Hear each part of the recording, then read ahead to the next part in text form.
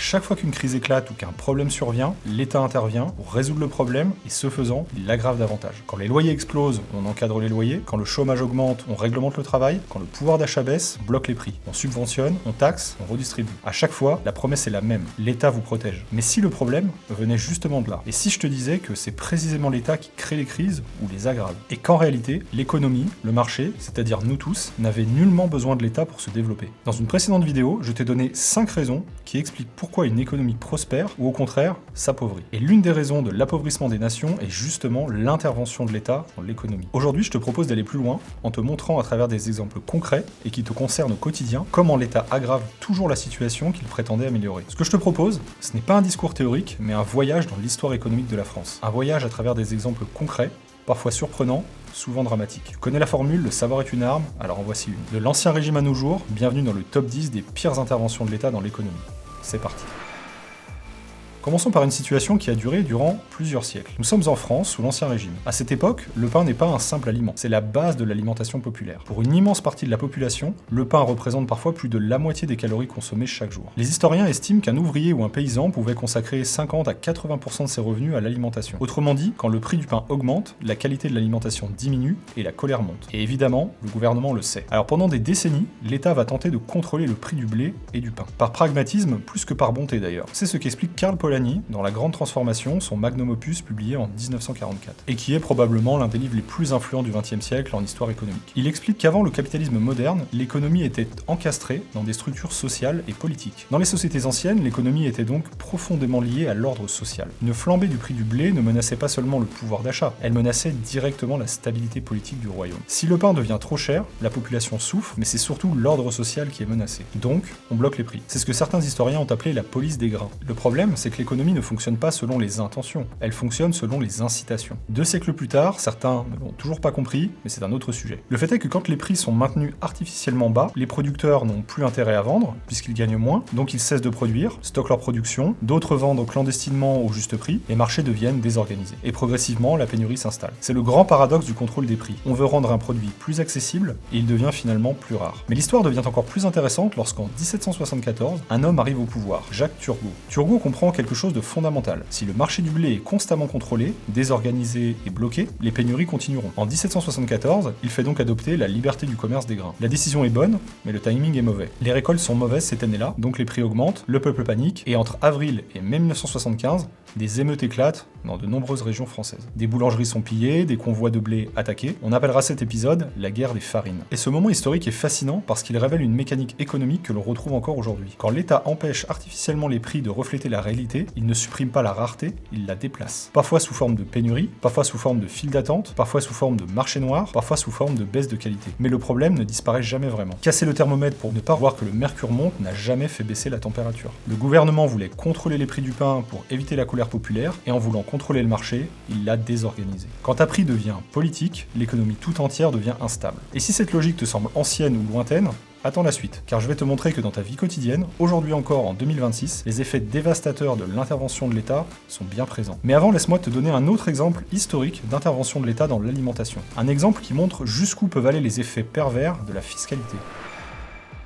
La gabelle, c'était une taxe sur le sel en vigueur en France durant 8 siècles, du XIIIe au XXe siècle, puisqu'elle ne sera abolie qu'en 1945. À l'époque, le sel était un produit encore plus vital qu'il ne l'est aujourd'hui. Il servait à conserver les aliments, notamment la viande et le poisson. Sans sel, la conservation devient extrêmement difficile. Autrement dit, ce n'est pas un produit de luxe, c'est un produit indispensable à la vie quotidienne des Français. Et justement, c'est pour cette raison, totalement cynique, que l'État décide d'en faire une source de revenus majeure. L'État instaure alors un monopole sur le sel. Il contrôle sa distribution, fixe les prix, et dans certaines régions, les habitants sont même obligés d'en acheter une quantité minimale chaque année, même s'ils n'en ont pas besoin, uniquement parce que l'État les y oblige. La logique de l'État est simple, mais terriblement abusive. Si le sel est essentiel, alors le taxer garantit des recettes fiscales énormes. Sauf que les acteurs économiques, les entreprises, les individus, n'ont pas vocation à être les vaches à lait de l'État. Ils adaptent donc leur comportement. Et les conséquences deviennent rapidement explosives. Parce que lorsque le prix d'un produit essentiel devient artificiellement trop élevé, un marché parallèle se met toujours en place. Très vite, la contrebande se développe dans tout le pays. Des réseaux clandestins s'organisent, des milliers de personnes transportent illégalement du sel entre les régions. On appelle ces contrebandiers les faussonniers. Ils achetaient du sel dans des régions où il n'était pas ou peu taxé, comme en Bretagne par exemple, pour le revendre dans des provinces lourdement imposées. Ce qui est fascinant, c'est qu'une simple taxe sur un produit banal a fini par transformer des citoyens ordinaires en criminel. Le marché noir explose, l'État réagit, les arrestations se multiplient, des milliers de personnes sont emprisonnées, certaines sont même envoyées aux galères, tout ça pour du sel. Et cet exemple relève un mécanisme économique fondamental. Quand l'État crée une réglementation ou une fiscalité trop contraignante sur un produit essentiel, il ne supprime pas la demande, il pousse simplement l'activité dans l'illégalité. Autrement dit, plus l'écart entre le prix réel du marché et le prix imposé par l'État devient important, plus les incitations à contourner la loi augmentent. Car les lois économiques finissent toujours par contourner les lois politiques. Et ce mécanisme, on le retrouve encore aujourd'hui, dans la contrebande de cigarettes, dans certains trafics, dans les marchés parallèles, et parfois même dans l'évasion fiscale. Parce qu'en économie, les comportements humains s'adaptent toujours aux contraintes imposées. Et parfois, une politique pensée pour remplir les caisses de l'État finit surtout par développer la fraude, le marché noir et la criminalité, sans augmenter à la fin les recettes fiscales. C'est ce qu'on appelle la courbe de Laffer, du nom de l'économiste qui a montré dans les années 70 qu'il existe un taux d'imposition optimal qui maximise les recettes de l'État et au-delà duquel les recettes baissent parce que les agents réduisent leur activité, optimisent, fraudent ou se délocalisent. Cette réalité était connue depuis longtemps puisque l'économiste français Jean-Baptiste Say énonçait déjà en 1803 dans son traité d'économie politique qu'un impôt exagéré détruit la base sur laquelle il porte. Le fait est que parfois, en fait tout le temps, les effets pervers de l'intervention de l'État prennent des formes absurdes. Prenons un exemple assez méconnu aujourd'hui mais extrêmement révélateur et dont tu as forcément constaté les effets en te promenant en ville. À la fin du XVIIIe siècle, les taxes sur les produits du quotidien comme le pain et le sel ne suffisent pas, et l'État recherche de nouvelles recettes fiscales. Les autorités vont donc taxer ce qui semble être un signe extérieur de richesse. C'est ainsi qu'apparaît un impôt étonnant, l'impôt sur les portes et fenêtres. Le raisonnement est simple, voire simpliste, plus une maison possède de fenêtres, plus elle est grande, et donc plus son propriétaire est supposé être riche. Mais encore une fois, l'économie réelle ne fonctionne pas comme prévu. Car dès que cet impôt est mis en place, les Français commencent à adapter leur comportement. Et leur réaction est radicale, et terrible. Des milliers de propriétaires murent littéralement leurs fenêtres. Encore aujourd'hui, dans de nombreuses villes françaises, on peut voir d'anciennes fenêtres condamnées. Pourquoi ? Parce que lorsqu'on taxe quelque chose, les gens cherchent naturellement à en avoir moins. Et c'est là que cet exemple devient dramatique, car en voulant taxer la richesse, ou prétendue telle, l'État a surtout réussi à modifier l'architecture des villes et à diminuer les conditions sanitaires des logements. Car il faut rappeler quelque chose d'essentiel. À l'époque, il n'y a évidemment pas d'éclairage moderne. Donc perdre une fenêtre au XVIIIe ou XIXe siècle, ce n'est pas un peu moins de lumière, c'est rendre les logements extrêmement sombres. Et ça a des conséquences réelles. Dégradation du confort de vie, fatigue visuelle, humidité plus importante, développement des moisissures. Alors même qu'à l'époque, les logements sont déjà très petits, surpeuplés, humides et mal chauffés. Or, les fenêtres sont essentielles pour renouveler l'air, évacuer l'humidité, limiter les odeurs, réduire les maladies respiratoires. Et justement, plusieurs médecins de l'époque critiquent explicitement cette taxe. Par exemple, le docteur Jules Rochard écrit en 1874 que cette taxe revient à faire payer à l'homme l'air que lui et ses enfants respirent, au prétexte que des ouvertures indispensables sont considérées comme du luxe. Parce que les logements mal ventilés deviennent des foyers idéaux pour la tuberculose, les infections respiratoires, les maladies liées à l'humidité, les épidémies urbaines. À une époque où le choléra et la tuberculose faisaient des ravages, l'État n'a donc rien trouvé de mieux que de taxer l'air et la lumière. Littéralement. Victor Hugo lui-même critiquait directement cette taxe en écrivant dans Les Misérables « Dieu donne l'air aux hommes, la loi le leur revend ». Victor Hugo évoque également dans son texte 1,3 million de maisons paysannes avec seulement 3 ouvertures, près de 2 millions avec seulement 2 ouvertures et près de 350 000 avec une seule ouverture. Même si ces chiffres relèvent d'un discours littéraire et politique et pas d'un recensement rigoureux, ils montrent l'ampleur du phénomène à l'époque. Et malgré tout le mal qu'elle a causé, cette taxe restera en vigueur de 1798 à 1926, soit plus de 120 ans. Si le ridicule ne tue pas, les taxes, si. Et si tu penses que cette histoire appartient au passé, rappelle-toi que cette année, en 2026, plus de 7 millions de propriétaires risquent de voir leur taxe foncière augmenter depuis que le gouvernement considère que l'eau courante, plusieurs lavabos et une baignoire constituent des éléments de confort dans un logement. Rappelle-toi également que la taxe d'aménagement s'applique sur les extensions de ta maison, ta piscine et même ton abri de jardin. Et ce mécanisme est récurrent. À chaque fois que l'État intervient, il aggrave le problème initial qu'il prétendait régler. Et l'un des meilleurs exemples modernes, c'est encore le logement. Avançons de plusieurs siècles pour arriver à l'époque actuelle, car il existe aujourd'hui un exemple extrêmement concret qui te concerne directement, c'est les loyers. Depuis des décennies, les différents gouvernements tentent de rendre le logement plus accessible. Une belle intention là encore, qui justifie l'intervention de l'État, l'encadrement des loyers, la protection juridique des locataires, les contraintes administratives, les normes environnementales toujours plus nombreuses, et bien sûr, encore des taxes sur l'immobilier. L'objectif affiché est simple, favoriser les locataires. Sauf qu'en économie, une mesure séduisante produit souvent des effets catastrophiques et contraires au but recherché. Car lorsque l'on analyse concrètement les effets de ces mesures, la conséquence est sans appel. Le logement est devenu plus cher, moins abondant, et de moins bonne qualité. Parce qu'investir devient plus risqué et moins rentable. Donc les propriétaires vendent, les investisseurs n'investissent plus, les rénovations s'arrêtent, les nouveaux projets de construction se réduisent, et certains préfèrent même laisser des logements vacants plutôt que de subir les risques d'impayés, la fiscalité, les contraintes réglementaires ou l'impossibilité d'ajuster les loyers. Et à la fin, il y a moins de logements disponibles à la location, en moins bon état, et le prix des loyers augmente quand même tendanciellement. L'État voulait rendre le logement plus accessible et qualitatif pour les locataires, et il a fait exactement l'inverse. Car quand l'offre diminue, alors même que la demande explose, la crise du logement s'aggrave. C'est exactement ce que l'on observe dans certaines grandes villes comme Paris, Lyon, Lille, Bordeaux, et dans les près de 100 villes en France dans lesquelles les loyers sont plafonnés. La situation à Paris est symptomatique. Paris fait partie des villes les plus réglementées de France concernant les loyers, et c'est aussi la ville où il est le plus difficile de se loger. File d'attente pour les visites, dossiers de location absurdes, logements hors de prix et de piètre qualité, et pénurie chronique. La politique censée rendre le logement plus accessible a contribué à raréfier l'offre, à la rendre moins qualitative et quand même plus onéreuse. C'est le même mécanisme que l'on a observé à propos du contrôle du prix du blé sous l'Ancien Régime. Quand on plafonne artificiellement le prix d'un bien, on favorise sa pénurie. Et quand un bien est rare, il reste cher. Parce qu'il faut bien comprendre une chose, l'économie n'est pas une machine que l'État peut piloter. C'est un système vivant, extrêmement complexe, dans lequel un prix, ce n'est pas juste un chiffre. Un prix, ce n'est pas quelque chose que l'on peut contrôler et modifier comme bon nous semble, à la hausse ou à la baisse. Un prix, c'est un signal, une information que nous donne naturellement le marché et qui nous indique ce qui est rare, ce qui est demandé, où investir, quoi produire. Et s'il fausse les prix, les bloque, les manipule, il les brouille, et tout dysfonctionne. C'est comme piloter un avion avec des instruments brouillés. Les décisions ne sont plus alors guidées par la réalité, mais par des décisions politiques, arbitraires, complètement déconnectés de la réalité. Et les résultats sont partout et toujours les mêmes. Car le phénomène que je viens de te décrire a été observé partout où le plafonnement des loyers a été mis en place. Vienne dans les années 20, Stockholm dans les années 40, aux États-Unis après la Seconde Guerre mondiale, à Londres entre 1915 et 1980, à Amsterdam de 1945 à nos jours, à Toronto et à Montréal entre 1975 et 1990. Mais en France, l'effet délétère de l'intervention de l'État a été amplifié par diverses aides, et en particulier les aides personnalisées au logement.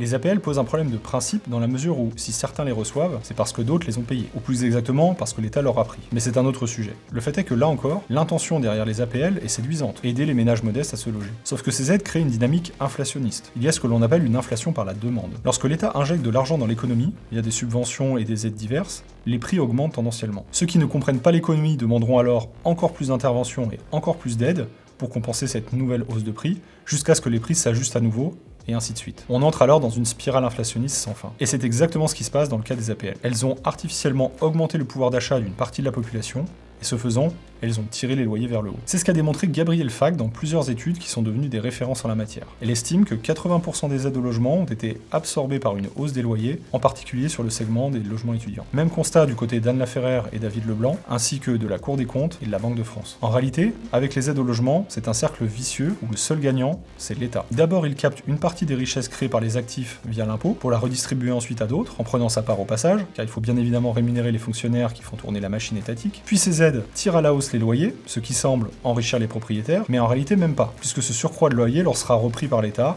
via l'impôt sur les revenus fonciers et diverses autres taxes immobilières. L'État voulait aider les locataires, mais ceux-ci n'ont pas réellement gagné en pouvoir d'achat ni en confort de vie. Et l'offre locative de logement est toujours faible, onéreuse et de piètre qualité. Alors que les aides sociales au logement existent depuis 1971. De toute évidence, ça ne fonctionne pas. Comme le rappelle d'ailleurs la Fondation Abbé Pierre dans le rapport sur le mal logement publié fin 2025, de même que l'INSEE ainsi que la Cour des comptes qui souligne le coût très élevé des APL, leur inefficacité, la complexité du système et recommande explicitement de tirer les conséquences de la réalité et l'étendue de l'effet inflationniste des aides personnalisées au logement. Et le même constat est fait par des organisations internationales comme l'OCDE, qui elles aussi mettent en évidence la rigidité du marché immobilier et les difficultés d'accès persistante à se loger, malgré le poids très élevé des dépenses publiques de logement en France. Mais ce qu'il y a de plus intéressant, c'est que le phénomène que l'on vient de décrire dépasse largement le logement et concerne en réalité tous les domaines de la vie, même les plus anodins.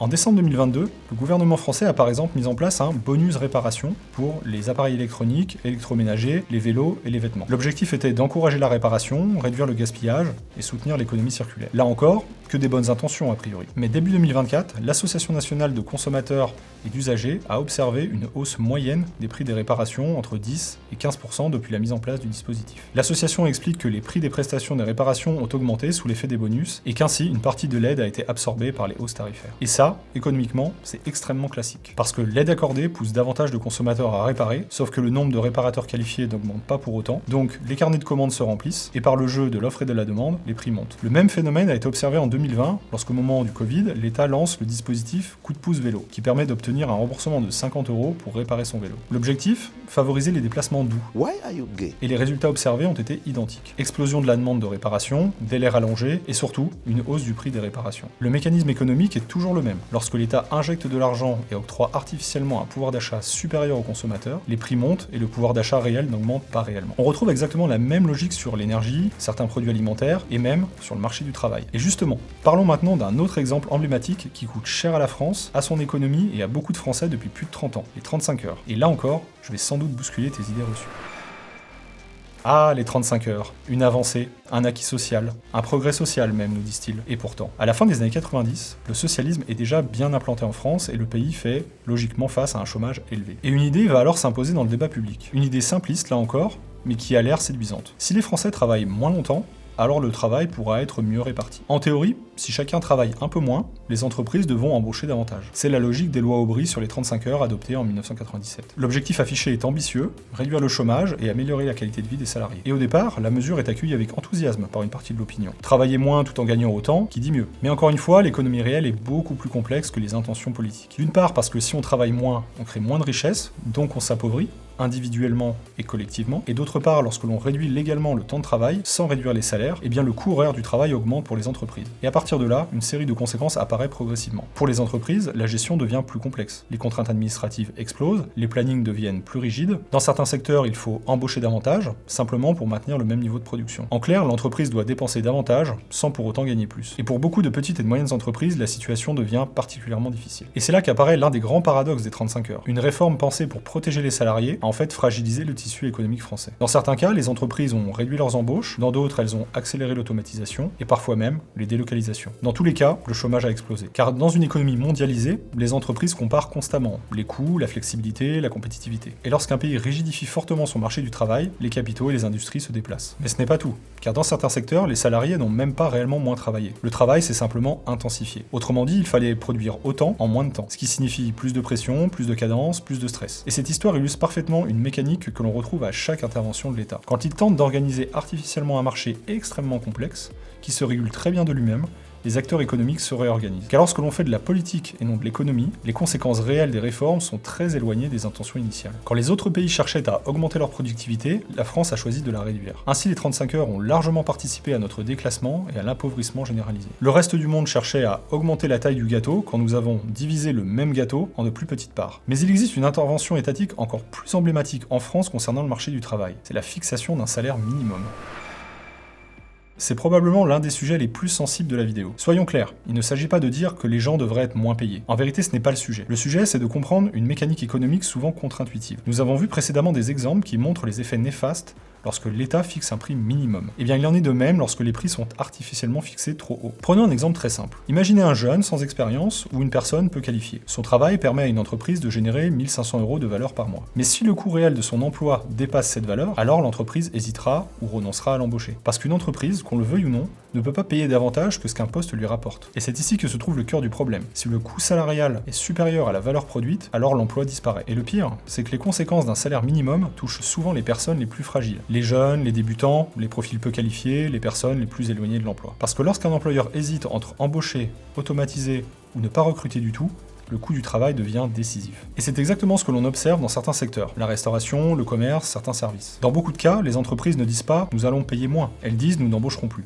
ou « nous remplacerons ce poste ». Et c'est là que le paradoxe devient intéressant. Une politique pensée pour protéger les travailleurs en vient finalement à empêcher certaines personnes d'accéder au marché du travail. Car si le coût d'entrée devient trop élevé, l'emploi se raréfie. Et si l'emploi disparaît, l'exclusion apparaît. C'est ainsi que le chômage se maintient à des niveaux records, et en particulier pour les jeunes avec un taux considérable de 21%. Alors évidemment, les défenseurs du salaire minimum insistent sur le fait que cela permettrait de soutenir le pouvoir d'achat. Mais c'est faux, car comme nous l'avons vu à travers les exemples précédents, une hausse artificielle de revenus est une des principales causes de l'inflation. Et à la fin, le pouvoir d'achat réel n'est pas meilleur. Quand les salaires augmentent, ainsi que les cotisations patronales, les entreprises répercutent ces hausses sur les prix, et c'est le consommateur final qui voit son produit d'achat diminuer. C'est aussi pour cette raison que l'instauration d'un salaire minimum est une hérésie économique. Le fait que l'État fixe un salaire minimum ne fait pas baisser le chômage, bien au contraire, et n'augmente ni le pouvoir d'achat, ni la qualité de vie réelle des travailleurs. L'État pourrait bien fixer un salaire minimum à 1700 €, ou même 2000 € par mois, comme le proposent certains, et même 4000 €, soyons fous. Disons même 10 000 € par mois. Ça n'y changerait rien, tu ne vivrais pas mieux. En plus de finir de détruire nos entreprises et toute notre économie, cela ne changerait rien au pouvoir d'achat réel des Français, car les prix s'ajusteraient. Ils augmenteraient en conséquence, et à la fin, ta qualité de vie ne serait pas meilleure qu'avec un salaire de 1000 € par mois. En vérité, le seul moyen de rendre aux Français les fruits de leur travail et d'augmenter leur pouvoir d'achat réel est de baisser les impôts, les cotisations et les taxes. Car il faut bien que tu comprennes une chose. L'argent qu'il te manque, c'est l'État qui te l'a pris. ainsi qu'aux entreprises. Prenons un exemple simple. Lorsque le salaire net après impôt de Mathilde est de 1677 €, l'entreprise a dû débourser 2579 €. Et sur ces 2579 €, Mathilde n'en a perçu que 2175. La différence, c'est l'entreprise qui a dû la donner à l'État. Ensuite, sur les 2175 € bruts que Mathilde a perçus, l'État va lui en prendre 475. Il ne lui restera donc que 1700 €, sur lesquels l'État va encore se servir. Et à la fin, sur les 2579 € de départ, il ne restera que 1777 € à Mathilde. Et ce n'est pas encore tout à fait fini, car sur ces 1667 €, l'État va encore prendre sa part via la TVA, à 20 ou à 5%, sur tous les achats que Mathilde fera. Et via les divers autres impôts et taxes dont la France détient le record mondial avec ses 1000 taxes. Alors, bien des idiots et des malhonnêtes diront que ce que l'État te prend, c'est pour ton bien, que c'est pour ta retraite, pour ta santé, sauf que du point de vue des principes, on ne fait jamais le bien de quelqu'un en lui prenant quelque chose par la force. Et d'un point de vue pratique, il suffit d'avoir eu affaire une fois dans sa vie à un service public pour comprendre que les fruits de ton travail sont confisqués, pour au final ne bénéficier que d'un service médiocre. Quant au système de retraite, il faudrait y consacrer une vidéo entière. Mais si tu penses que l'État te prélève des cotisations pour les mettre de côté, comme dans une tirelire, et qu'il te les rendra au moment de ta retraite, tu fais une grave erreur. Et elle va te coûter très cher, car les cotisations retraite que tu payes ne servent pas à financer ta retraite, mais les pensions des personnes actuellement à la retraite, nos fameux boomers, la pire génération de l'histoire de l'humanité qui a littéralement ruiné le pays avec son idéologie 68A, et qui compte bien profiter jusqu'au bout de leur retraite géante, financée par nos impôts et l'endettement massif du pays. Mais il faudrait une vidéo entière pour traiter ce sujet. Pour l'instant, j'aimerais saluer particulièrement les personnes qui sont à l'initiative du site Où va l'argent, duquel est issu le schéma que je t'ai montré précédemment. Ils font un travail colossal tant sur le fond que sur la forme, et qui permet de décrypter les dépenses publiques, les impôts et la dette de l'État. Je t'invite à aller le consulter, et notamment les infographies, et à t'abonner à leur newsletter pour rester au courant et en apprendre plus sur comment l'État utilise ton argent. Car si l'intervention de l'État porte préjudice au marché du travail, elle peut aussi désorganiser des secteurs tout entiers. Et c'est exactement ce qui s'est produit en France depuis le début des années 80. On quitte les taxes, les prix, le marché du travail, et on change d'échelle pour aborder un mécanisme fondamental en économie.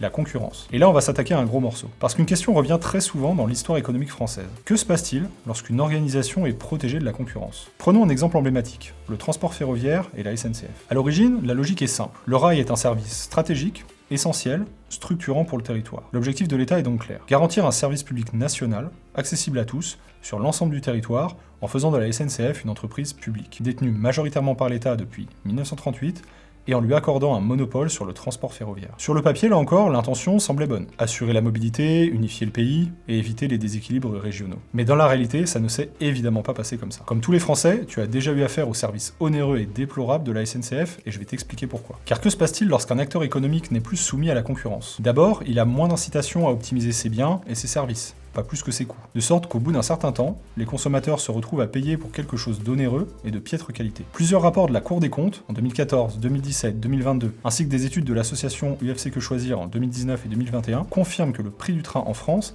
est parmi les plus élevés d'Europe, pour un service dont nous connaissons tous la qualité. Ensuite, cette absence d'incitation à optimiser crée de la bureaucratie et des rigidités internes, organisationnelles, sociales, opérationnelles. Enfin, puisque cet acteur évolue sur un marché protégé de la concurrence, il n'a pas à se soucier des coûts ni de la rentabilité. Pourquoi le ferait-il, puisque de toute façon il est financé par l'État, via les impôts prélevés aux Français. Et à tous les Français d'ailleurs, même à ceux qui n'ont jamais pris le train de leur vie. C'est ce qu'a révélé François Escale, conseiller maître honoraire à la Cour des comptes et président de l'association Finances publiques et économiques dans sa note. La SNCF coûte à chaque contribuable français environ 1000 € par an, pris sur leurs impôts, même à ceux qui ne prennent pas une seule fois le train dans l'année. Et c'est ça le problème avec les monopoles publics. Vous payez, de force, même si vous n'utilisez pas le service. Et vous payez encore plus si vous l'utilisez, puisque les prix des billets sont élevés, quand ils fonctionnent, et qu'il n'y a pas de grève. Et pourtant, la SNCF réussit quand même à être endettée de plus de 25 milliards d'euros, et de façon structurelle depuis les années 80. Et je vous laisse deviner qui va payer cette dette abyssale: l'État.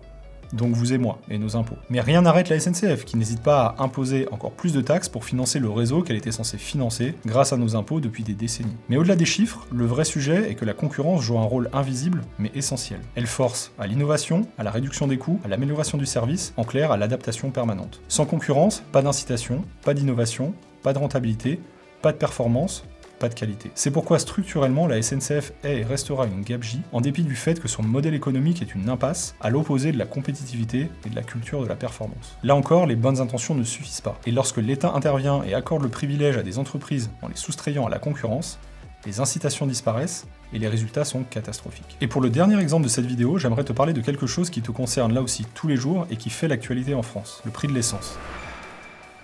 Pour lutter contre la hausse du prix de l'essence, dont 60% correspond à des taxes, certains souhaitent que les prix soient bloqués. Sauf que si tu as bien écouté la mécanique des prix que je t'ai exposé un petit peu plus tôt à travers certains exemples, tu peux déjà deviner que le blocage des prix aggraverait la situation. L'expérience a d'ailleurs déjà été tentée aux États-Unis dans les années 70. Le premier choc pétrolier éclate en 1973, un embargo pétrolier est décrété par des pays membres de l'OPEP contre plusieurs pays occidentaux, les prix du pétrole explosent, spécialement aux États-Unis, la pression politique devient énorme, les automobilistes sont en colère, l'État américain décide donc d'intervenir pour protéger les consommateurs en bloquant les prix de l'essence.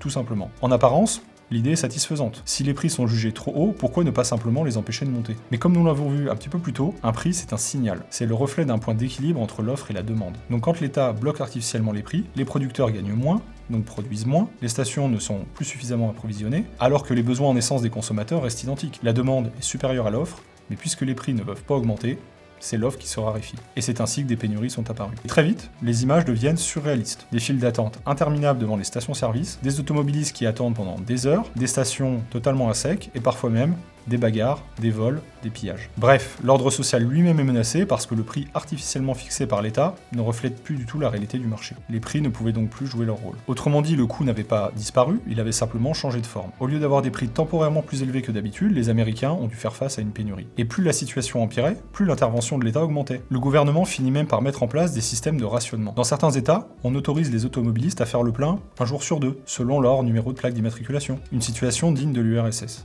Littéralement. Ce dernier exemple illustre un mécanisme fondamental et récurrent. L'État intervient toujours sous couvert de bonnes intentions, mais crée systématiquement des problèmes supplémentaires et aggrave ceux qu'il prétendait résoudre. Car le libre marché, ce n'est pas une idéologie, c'est ce que font naturellement les individus entre eux lorsqu'ils sont libres d'agir. Pour décrire ce phénomène, Adam Smith parlait de main invisible. Friedrich Hayek parlait de son côté de catalaxie. Un mot qui semble complexe mais qui désigne une idée simple. Un ordre spontané émerge naturellement lorsque les individus et les entreprises sont libres d'agir selon leur volonté. La coordination naît de la liberté, car personne ne peut diriger le marché. Il s'organise naturellement parce que chacun agit, apprend et s'adapte. Quand l'État intervient, il bouleverse et remplace un système vivant par des décisions arbitraires. Parce que si l'histoire économique nous enseigne bien une chose, c'est que les problèmes économiques naissent et se résolvent tout seuls. L'intervention de l'État ne fait que les créer ou les aggraver. C'est si vrai d'ailleurs que si les socialistes comprenaient l'économie, et si l'État était capable de gérer l'économie, alors pourquoi les pays libéraux sont-ils les plus riches et les pays socialistes les plus pauvres? Et pourquoi la France ne fait que décliner depuis qu'elle a emprunté le chemin du socialisme?